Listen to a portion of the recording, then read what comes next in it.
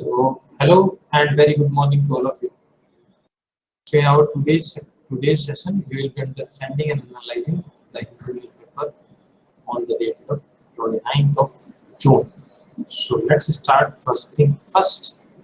So, government unveils government unveils 6.28 lakh crores stimulus post second COVID wave. So, what is actually the stimulus? What is the stimulus means? Economic stimulus is mainly in the form of provisioning of credit or providing tax relief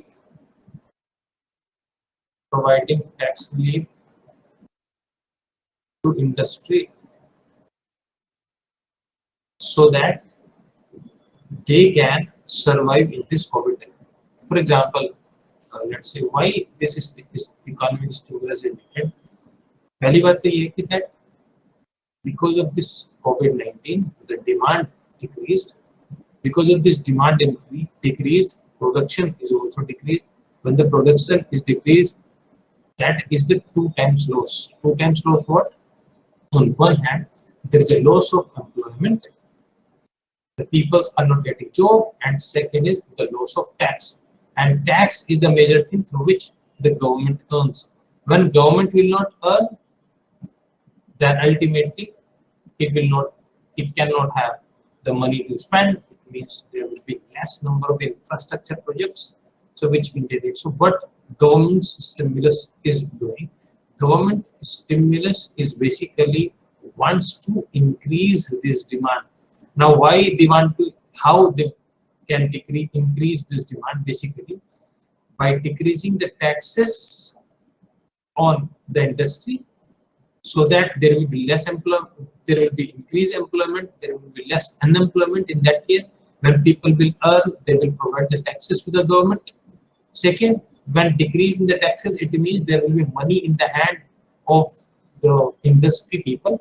When the entrepreneur will have the money in their hand, they will spend it, and further creation of the job, again further creation of the job, it will increase the employment, and that's how people will pay the taxes. So that's how economic stimulus means. अगर मैं बात करूं back then in 2008 when there was a financial crisis, global financial crisis, it was started from USA. Back then Manmohan Singh government gave the economic stimulus to the automobile sector. When they give automobile stimulus to the automobile sector, in that case they decrease the corporate tax. When they decrease corporate tax means, again, corporate will have more money. When corporate sector will have more money, they will ultimately invest it in the economy, and that's how ultimately there will be creation of the job. And when there will be creation of the job, so that's how this economy can transfer itself from the lowest phase to the boom phase. Now that's all about the economic stimulus. अपने को इसकी depth में नहीं जाना, कितने रुपए दिए, कौन-कौन से हेल्थ सेक्टर में दिए, ठीक है. अभी कुछ दिनों में from tomorrow onwards, the Hindu will start criticizing them, and the Hindu will start analyzing these things, and we will be learning in our editor. Now, next अपने लिए क्या important है? The next thing is leopard killed in the road accident. What is important? Important is Asola Bhatti Wildlife Sanctuary, where it is in Faridabad and Haryana. So Asola Bhatti Wildlife Sanctuary, ये अपने लिए prelims के लिए important. Now let's get back to the next news. Or let's get back to the editorial first. If I talk about the law of sedition, in this particular article, this author wants to say that the law of sedition is unconstitutional. Now, first first let us understand what actually the law of sedition and what is the history of this law of sedition. So 1835 Macaulay Committee. Macaulay Committee formed, and Macaulay was basically the originator of the codification of the Indian laws, and that's how the CRPC and the IPC came in the picture. So Macaulay introduced the sedition. He introduced the sedition law, but after that it got repealed by the back then British Indian government, and again it was introduced in the current form by James Stephen. So first time the sedition law was introduced by the Macaulay. This was repealed back then, and it was again enacted by the James Stephen, and that's how this sedition law is in the Indian statute in the current form. So in the current form, it is because of the James Stephen. So what actually 124A talks about? So IPC section 124A, it is a sedition law. So this is all about the history of this thing. Now,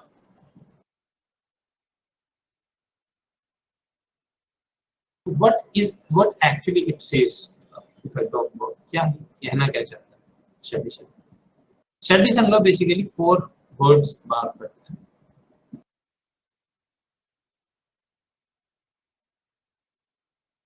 If any person in writing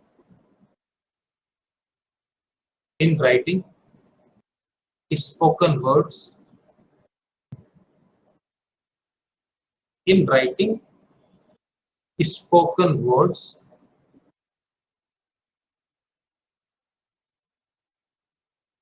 sign or visible representation,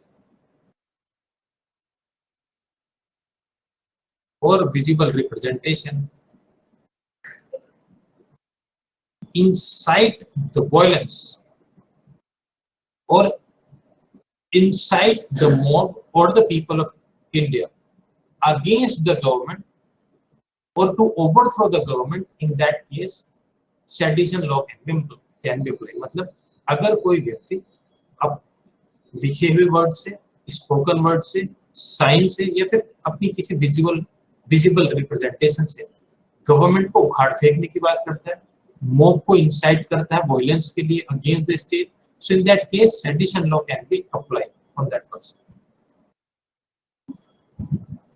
So you know one thing, that 1897 Bal Gangadhar Tilak was also implicated under this law. Here comes 1922. I'm talking about the famous case, not all the case.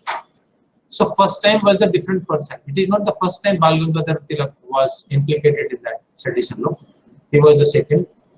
After that, 1922, it was Mr. Gandhi. Mr. Gandhi was implicated in 1922 under the sedition law. When he's in his famous speech, he said that according to my conscience, I have awakened the people of India. But if according to the law, I have violated any provision of the British law, so please give me the highest order of punishment.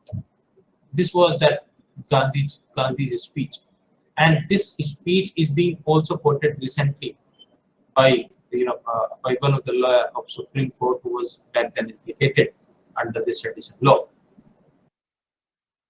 So ये तो थी थोड़ी सी history इस पूरे sedition law. Now, when India was fighting for the national movement, Indian leader was against the sedition law. They wanted to repeal it at any cost. Even during the national international movement, Mr. Gandhi also talked about that. It is the most draconian law of the British history. It just shut the mouth of the people of India on the expense of their freedom. These were the words back then in the history. If I want to see when we got independent in 1947, this law should have been repealed, but this law did not repeal. Even in the when Constituent Assembly was talking about, was debating about the fundamental right, Article 19, Article 19.1, Article 1901, which say that freedom of speech and expression.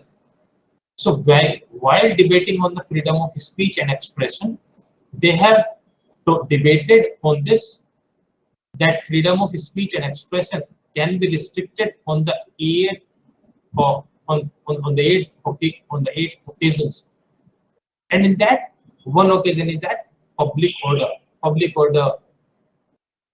plus violence against the state, friendly relation to the enemies, like that. और तो इस तरीके की जो restrictions हैं, you can read it from the Lakshmikant, because if I will talk about all the things, then it will be political class. So, when Constituent Assembly debated of Article 19, they ultimately included the public order. They deliberately included the public order, but they did not included the sedition. They did not included that sedition can be a restriction on the freedom of speech. It means that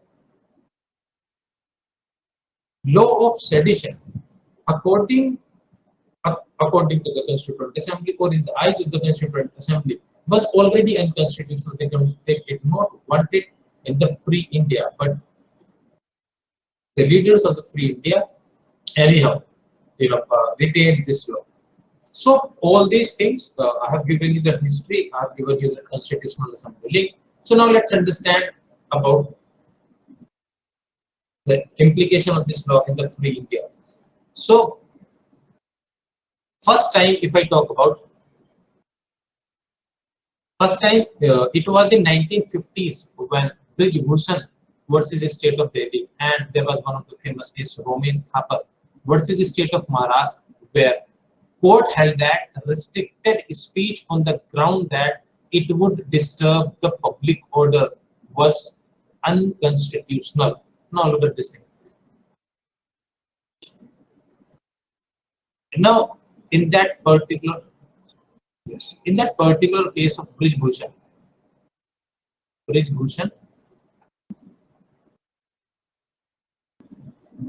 case, Romesh Thapar, not Romila Thapar, Romesh Thapar case. In that case, Madras High Court said that restriction on the freedom of speech on the matter of public order, or it will disturb the public order, was unconstitutional. उसके बाद आया famous Kedarnath Singh case of 1962, and Supreme Court said that the government should adhere to this Kedarnath Singh judgment. So what is the judgment is all about? Judgment says that only writing or the speeches which incite the people to violence against the government will come within the sedition law. Otherwise, other things will not come. There is one of the famous case. If I talk about one of the famous case of Balwant Singh. So during one of the rally back then in the Punjab, the slogan of Khalistan Jindabad came into the picture. The slogan of Khalistan Jindabad. So there was a sedition law against the Balwant Singh about the sloganeering of the Khalistan Jindabad.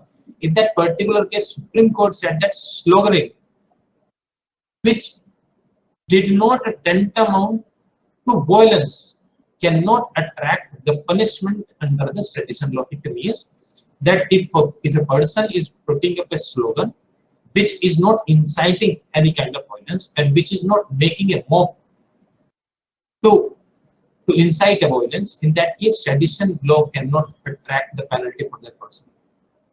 So these are the cases. What is the issue of disaffection? There are the four sources which I have already talked about. That four sources of Sedition Act. What are those? Spoken words, written words, sign, and the visible representation. So actually, in that in this particular 124A, this is the disaffection. The word disaffection is also included. The disaffection include disloyalty and all feeling of enmity. Now, for example, what is the sedition? Sedition का simple सा मतलब है कि India से घृणा or whatever, or putting a case against India. Putting a case against India means her front पर person want to demean India, person want to incite the violence ताकि जो current government है उसे उखाड़ फेंका जा सके. ठीक है? इसमें वर्ड आता है disaffection. So disaffection should include the disloyalty and all feeling of enmity. But this word disaffection is a very vague word, and this very vague word is being used by the government, both center as well as the state. Now, if I talk about that, why do we need why we need sedition? Why we need sedition? The simple thing is that to maintain sovereignty, unity, and integrity of India. Sui of India. Next, to curb anti-social element,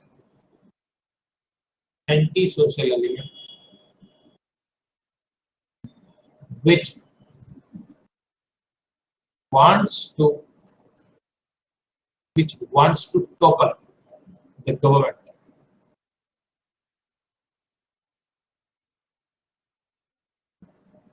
To curb internal security issues. Now, though there are other laws which can be used for the internal security matters, but still, it remains one of the tools through which government can curb the situation. Now, if contempt of court invites the penal action, the contempt of government should also attract the punishment. The same way, the many districts in the different states face Maoist insurgency and the rebel groups, which is virtually run the parallel government. That's why we need that. Now, why not? Now let's understand why not. Why not? First thing first, that restriction. पहले बात करते हैं कि is vaguely described. Now, issue of misuse. Government of state as well as center is misusing this law for their inherent benefits. Now, freedom of speech and expression is the cornerstone of democracy. It means without freedom of speech and expression, democracy cannot evolve. We have to talk about it. Whatever things happening in our democracy, we have to talk about it. If something is going in the bad direction, through the talk, through the debate, through the argument, through the through these instruments, we can mold that bad decision into the right decision. Now, next is that it is the fundamental right. It is the fundamental right of people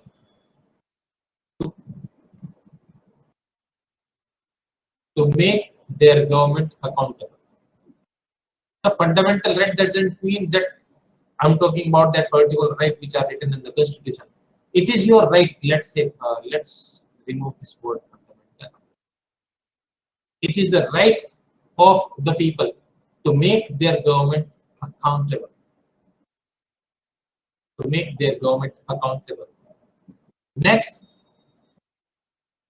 government has used to shut the critics. So, shut, or let's say, it is being used as a tool of political vigilance plus curbing the critics.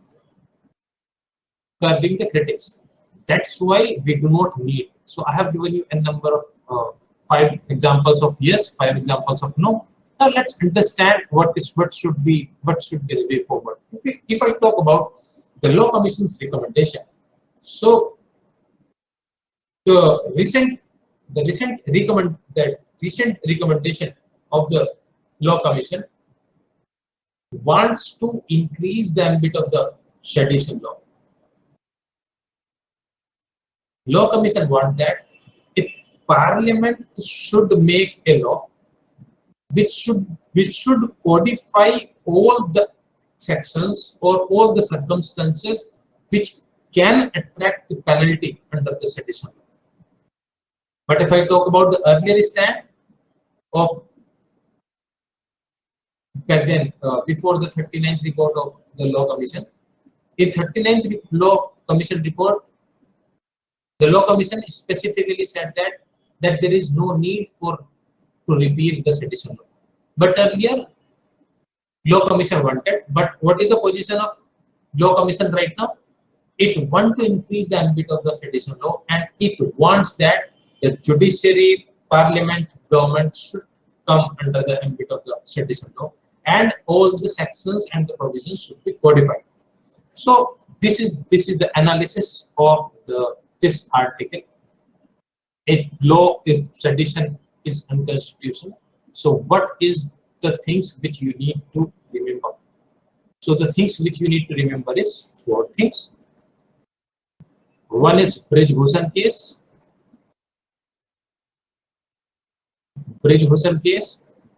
Kedarnath Singh case,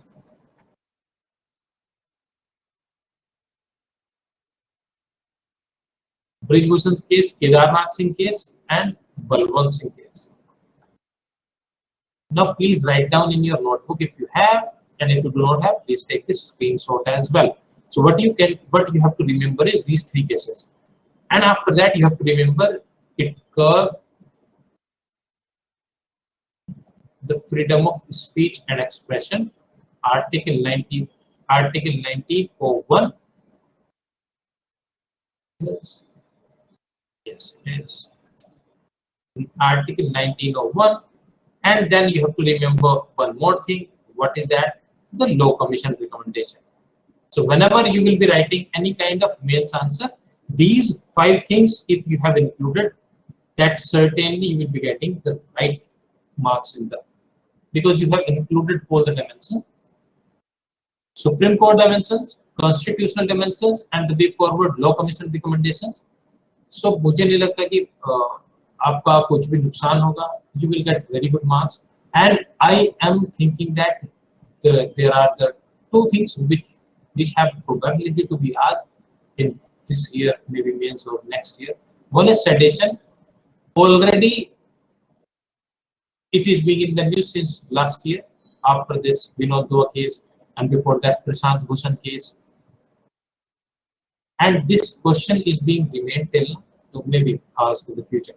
So please take care of this question of sedition. And one more thing, but one more news is making the headlines currently. That is the homosexual marriage. I have already written 2 or 3 articles over that. You can read over them. Article 377. Yesterday also I have written one of the article there on the Plutus IAS website, so you can read if you want. Now let's go back to our business of the next article. So ये अपना हो गया, ठीक है. This is one of the article related to this edition. So I have already included all the dimensions of this. Now, if I talk about the reopens the file, reopen the file, to reconsider the privatization. So the topic belongs to the Indian economy. Indian economy.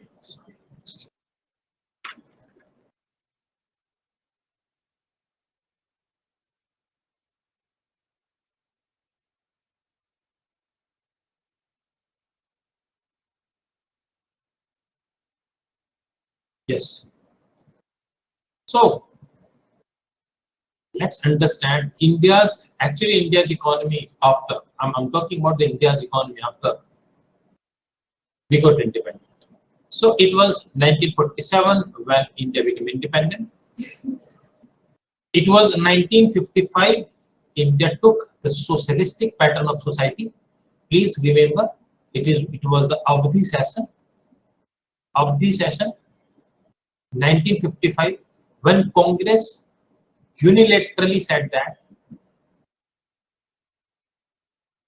equivocally said that India's pattern of society will be the socialistic pattern of society. Socialistic pattern of society. Now, socialistic pattern of society is nothing but a planned economy. Planned economy means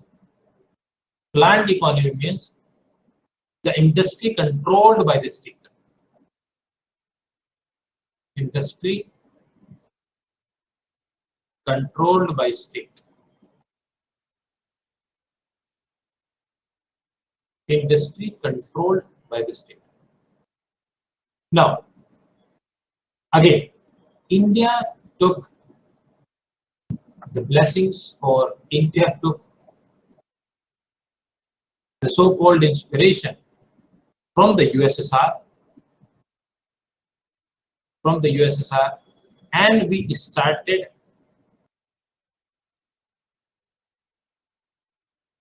the planning in Indian economy,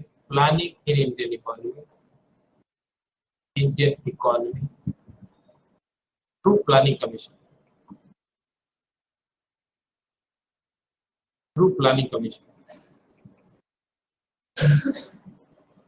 It was the, we can say it was the brainchild of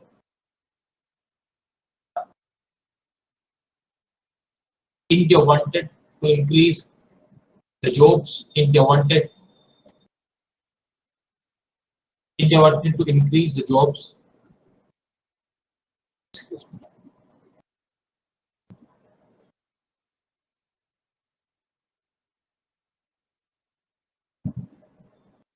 Yes.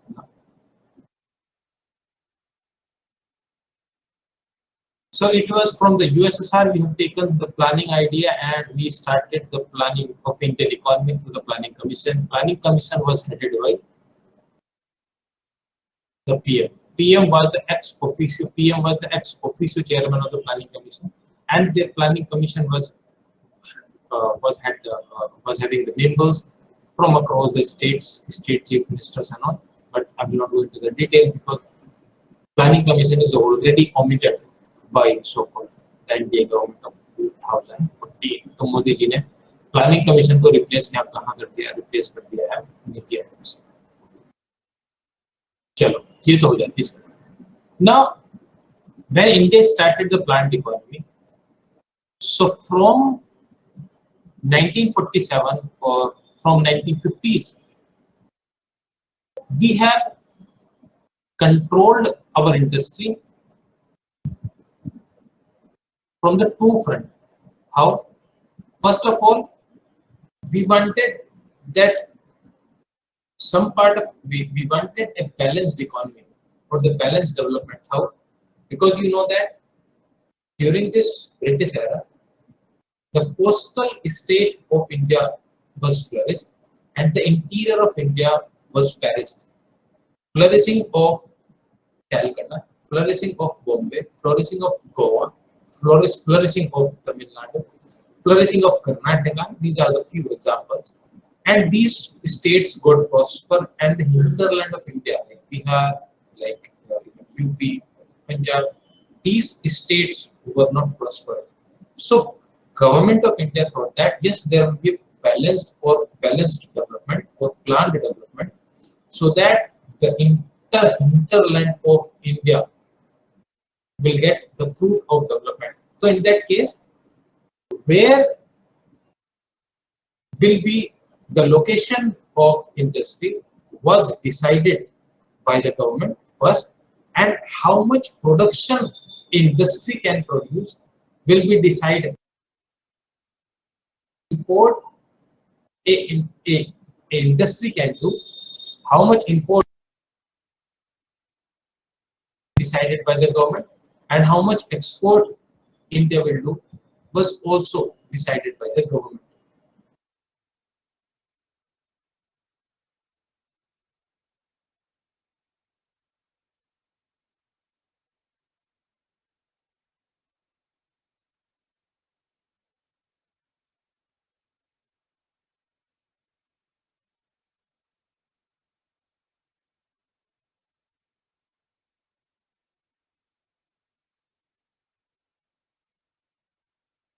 You are currently the only person in this conference.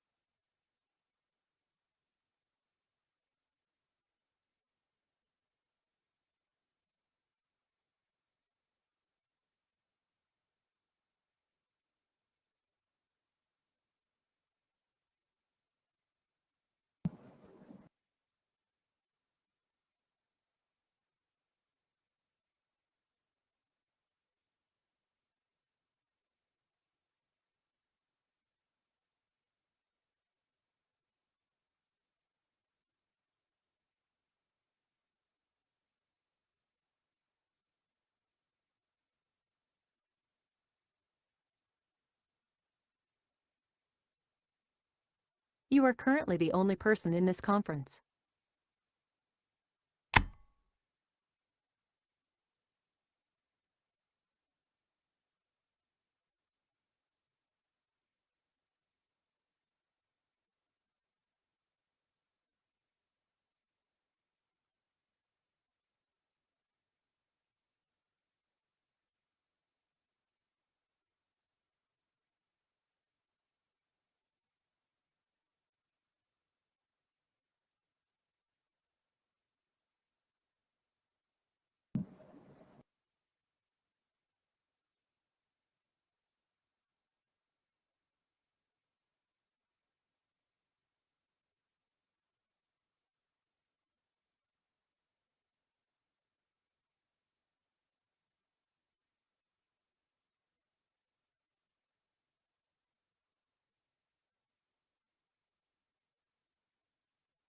Okay, sorry for this technical glitch. So now let's get back to the book. So I was talking about the planned economy. So 1960s, 70s, India started its development trajectory. So in that case, India wanted to have self-reliance. Self-reliance. Basically, why self-reliance? Because we thought that if the foreign countries and the foreign money will come into India, in that case, they will take the fruit of the development along with them. So that's how we did not wanted that the foreign. One view was about the economy, and the second view was about second view was about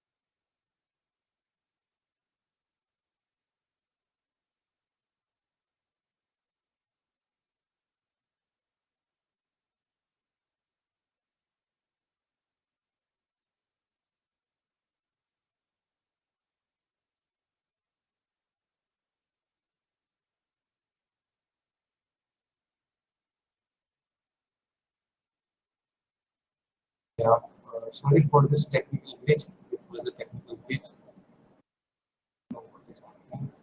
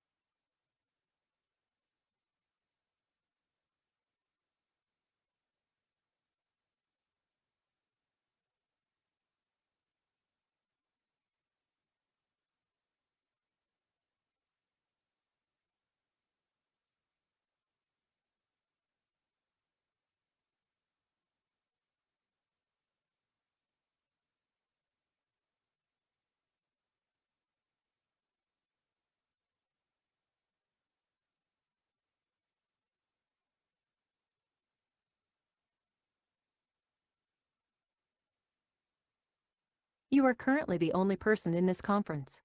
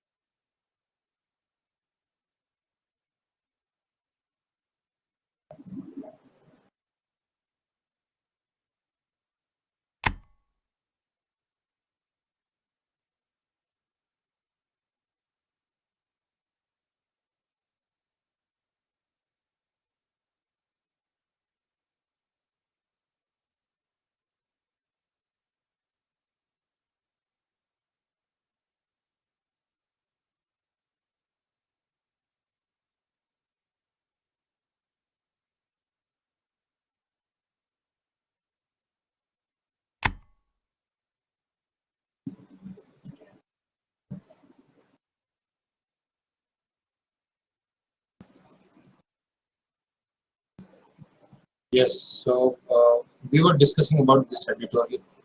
Sorry for the technical glitch. Let's start from where we are now. So we was talking about this privatization.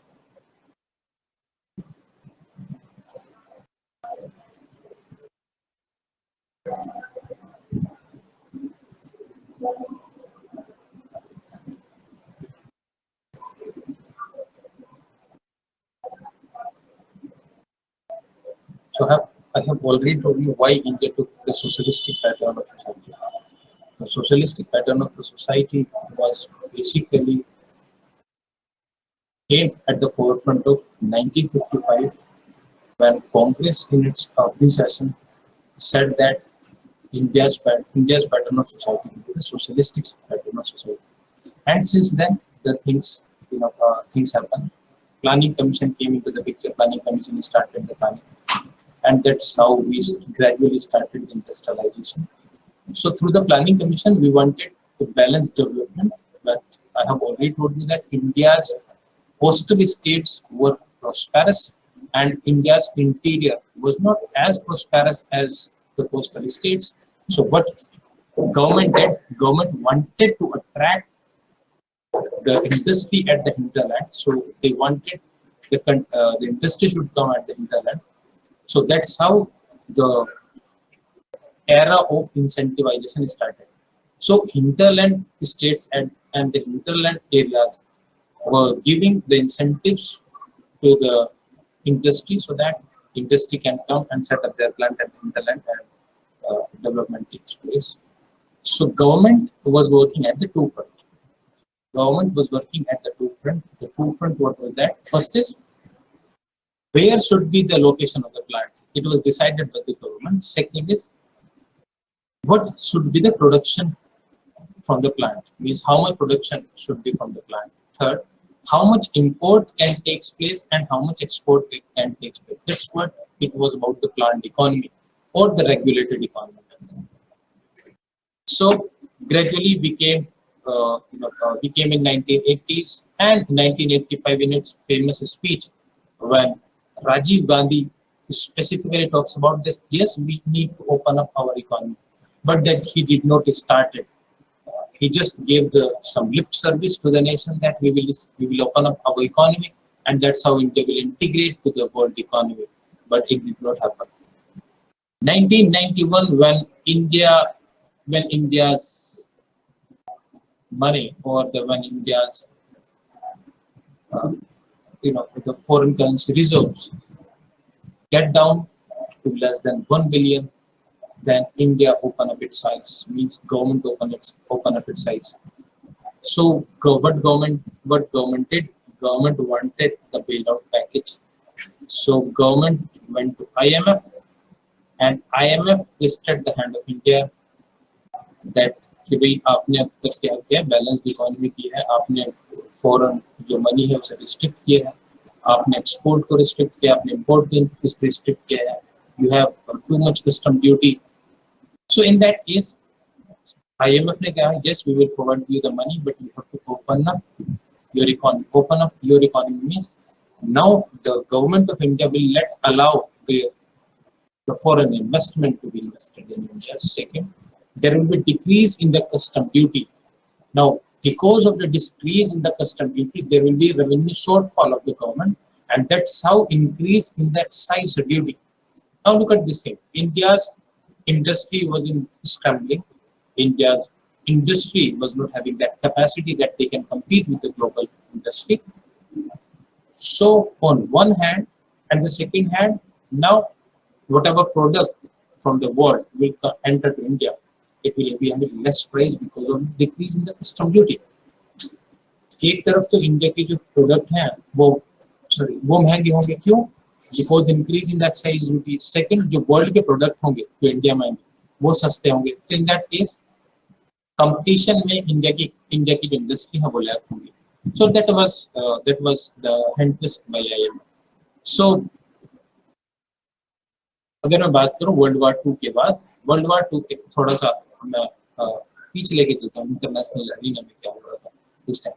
World war 2 के बाद world economy जो है वो जो world है वो दो part में डिवाइड हो जाता है. एक तरफ था USSR जो प्लान्ड इकोनॉमी की बात करता था, एक तरफ था फ्री कैपिटल की बात करता था US. अब 1990 में आता है तो USSR का कोलैप्स हो जाता है, मतलब प्लान्ड इकोनॉमी का हो जाता है कोलैप्स. वो तो जितने भी कंट्रीज थी जो प्लान्ड इकोनॉमी की बात करती थी उन्होंने कहा कि ये वाला मॉडल ठीक है.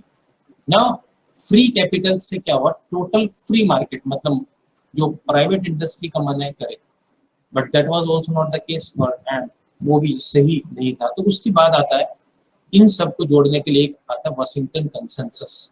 मींस प्लान्ड इकोनॉमी और फ्री कैपिटल को जोड़ने के लिए एक आता है वाशिंगटन कंसेंसस.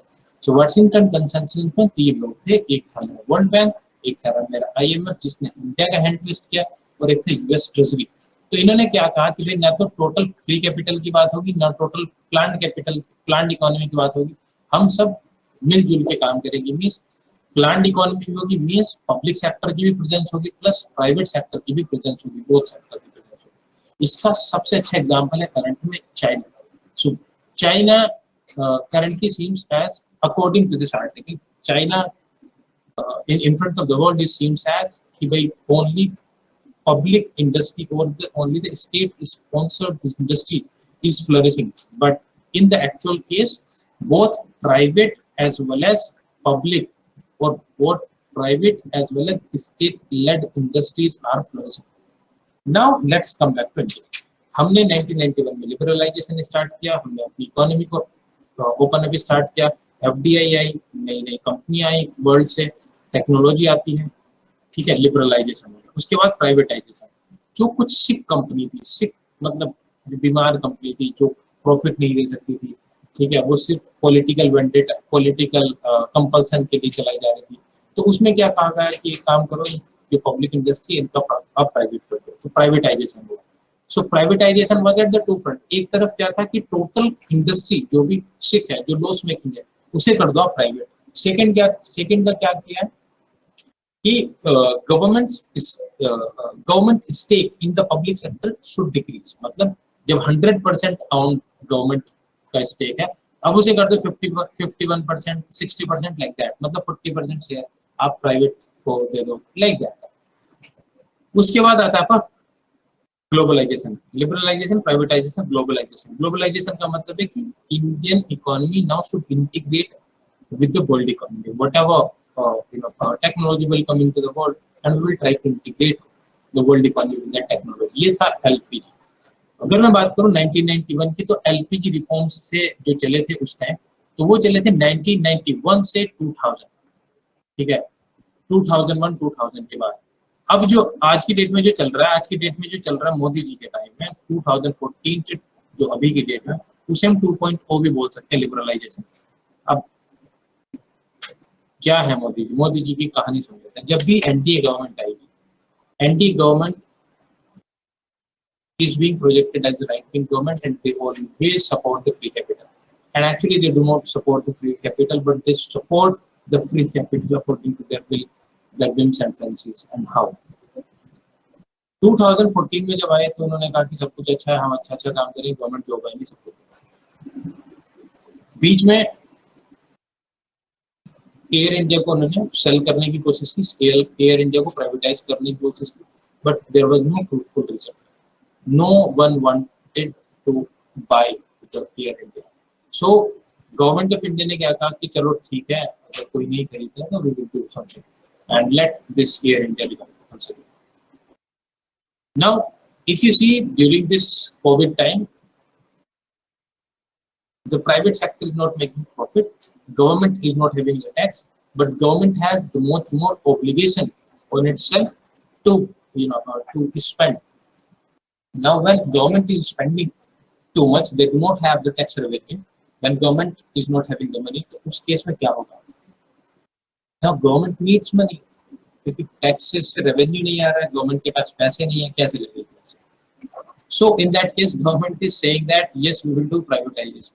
मतलब privatization का मतलब है कि भाई, now जो government के पास public industry है, जैसे IAS, ONGC, and other defense industries as well. They do privatization.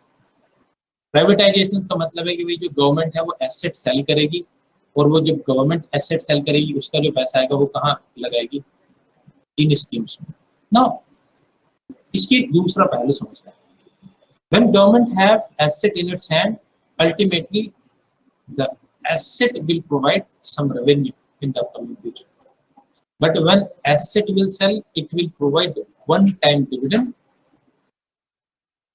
For example, if this is the pen, this is the this pen is an asset. I'm writing on it and I'm earning the money. But if I will sell this pen one time, तो मुझे 10-15 रुपया मिल जाएंगे एक बार में. उसके बाद I will not be able to earn the revenue. The same thing is there with the government. Government ने वो asset sell कर दी, उसके बाद में government के पास कहाँ से आएगा revenue? इसका सबसे अच्छा example है Lalu Yadav. When Lalu Yadav was there in the was the minister of the railway back then. So railway was was doing bad. Railway was not having the enough money to to even perform its own operation. So what Lalu have done? Lalu have sold the assets, whatever assets had the railway had back then. So he started selling, and he started the the money flows into the railways, and money flows into the railways, and that's how the railways sold the profit. The railway में profit आया, but वो एक ही time का profit था. अब उसके पास railway के पास आजकल ऐसे है नहीं, तो दोबारा से कहाँ बेचेगा? So अभी ये जो पूरा आर्टिकल है, ये बात करना है reopen the files and reconsider the privatization. So जो issues मैंने आपको बताए हैं एयर इंडिया से, जो इशू मैंने आपको बताया है रेलवे का एग्जाम्पल देकर, तो हमें क्या करना चाहिए? प्राइवेटाइजेशन को रिकंसिडर करना चाहिए. क्यों करना चाहिए प्राइवेटाइजेशन को रिकंसिडर? पहली बात तो ये, why, what is the after effect of the public institutions और द पब्लिक सेक्टर? पहली बात तो ये है they provide balance development. Second, they are not the substitute of private sector, but they promote the private sector. Third, they also promote regional development. How? If you know about the procurement methodology of Indian government, almost 25% of the procurement in the public sector should be done through the MSME. Now, if you know about the MSME, almost 45% of the export and 40% of the industrial output comes from the MSME. And more than 50% of the MSME is owned by the SC, ST, and the backward people. So when this is the when you have this type of statistics, and 25% of their production should be procured by the public sector, so in that case, both things will flourish. On one hand, the public sector will flourish, on the second hand, MSME will flourish, which is providing an employment the Indian youth. Now, second, when there is a recruitment in the PSU, there is a particular reservation for the SC, ST, OBC, and the other communities as well. So in that particular case, people get their due representation in the PSU. When people get their due representation, it means they have the sense of belongingness to the nation. Second, they feel a sense of justice. And the third thing, government will also help them to integrate into the mainstream. But that is not the issue with the private sector, because private sector's value is nothing but the profit. Private sector works on the nothing. They works only on the one thing, that is the profit. Whatever more profit they can, they will earn. Simple. So, if I talk about the currently Indian government wants to privatize the film certification and all. तो government of India के पास basically film के लिए 5 division थी. अभी उन्होंने क्या किया, इन 5 डिवीजन्स को वन डिवीजन में कन्वर्ट कर दिया, 5 डिपार्टमेंट्स को वन डिपार्टमेंट में. और maybe in the near future we will see there is some decrease in the stake of the government and maybe somewhere privatized. I don't know, but maybe let's see in the upcoming future what is on the cards. So the example of the current is that IDBI is privatized because its stake is being is being bought by the LIC. Air India will be privatized soon. Government of India has already put up in front of the public that if someone interested, they can buy it. The same thing is with the India's Tourism Development Corporation. So what again in this particular article, this author said that what India should do with the Air India. Basically he wanted to say that Air India को अपने को bail out करना चाहिए. India की जो tax payers की money है वो एयर इंडिया में दोबारा लगानी चाहिए ताकि वो प्रॉफिट में आ जाए. एक बार जीरो सम गेम हो जाएगा, मतलब 0-0 हो जाएगा प्रॉफिट. ठीक है, अब ना प्रॉफिट ना कुछ लॉस है.